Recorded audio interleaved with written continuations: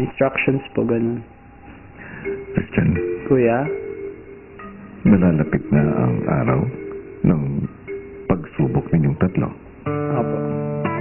Sa ganitong klaseng mga sitwasyon, Christian, kanino ka kumukuha ng lakas ng loob? Siyempre po, kuya, sa pamilya po, lalong-lalo na po sa kapatid po, kuya. Kasi po sila po yung dahilan kung bakit po ako nandito. Ilang sandali pa, ipinapanood na kay Christian ang laman ng CD.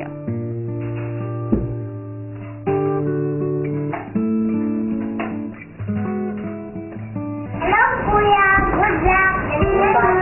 Alagpas man ka dyan para tulungan ako. Kaya gabi-gabi gawin talaga ako para manalo ka. Love you, Kuya Christian. Go, go, go. Fight, fight, fight. Win the big jump.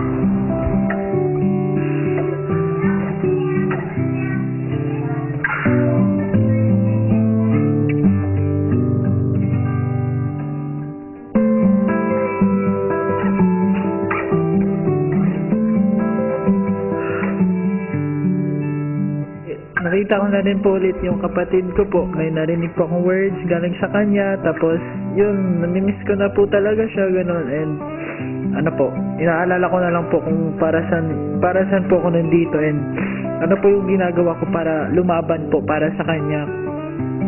Basta kuya, lalaban po talaga ako, kuya, hanggat sa dulo.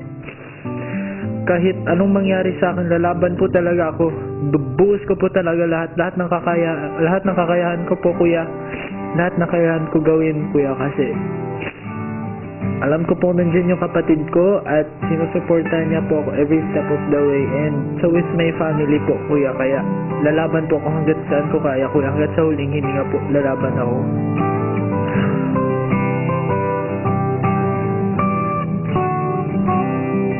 Paglabas ng concession room, pinili muna ni Christian na mapag-isa.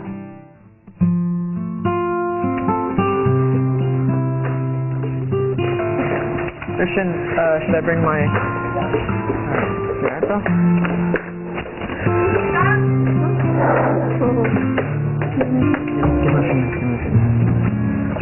Just wait like 5 minutes.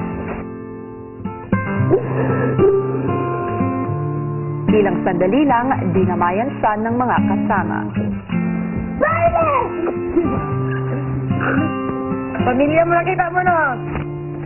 No. Ay, yung sister mo! No! Ano sabi niya? Yun, pinapagdasal niya na ako every night. Ito talaga, mas lalo ka pang magiging... Ano na nakita mo? Sunod namang kinausap ni Kuya si Edward tungkol sa naging misyon ni na Marco at Vivory. I thought this was gonna be like a sort of clue, a puzzle that we'd have to figure out or something like that for the big jump challenge, and something that would help prepare us, I guess. Okay, Edward. In this coming days, you will be facing bigger challenges ahead. And part of it is the big jump challenge. I feel blessed. First of all, like so lucky to have the chance to do it. But because it is such a big chance, because it's such a big opportunity, the challenge is it's not going to be anywhere near easy. I'm prepared to give my all, but I'm quite nervous. Prayers before night always help, really. I think about what my family would say if I was doing this.